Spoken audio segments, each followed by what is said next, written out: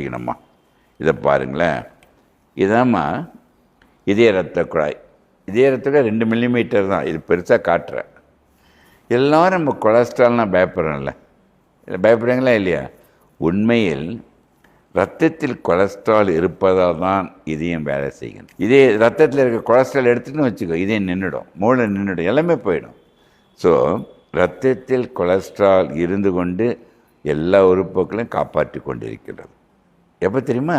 நீ மகிழ்ச்சியாக இருக்கின்ற வரை அந்த கொலஸ்ட்ரால் ரத்தத்தில் மட்டும் இருக்கும்.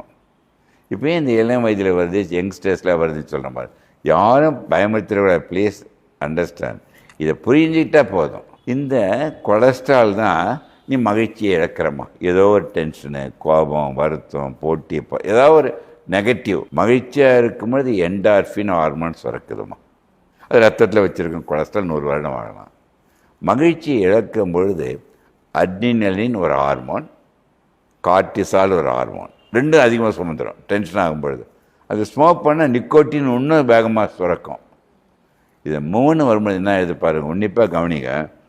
அந்த கிரானிக் ஸ்டேஜ் ஒருத்தர் இதுன்னு வச்சுக்க, ஏதோ ரீசன், திருமணமாகணும், திருமணமான குழந்தை, வேலை, படிப்பு, எல்லாமே ஒரு ஸ்டேஜ் கிரானிக்காக இருக்கும்போது என்ன போயிடுது, அந்த கொலஸ்ட்ரால் இங்கே பாருங்கள் உன்னிப்பாக கொஞ்சம் கொஞ்சமாக இரத்த குழாயில் படிக்கின்றது.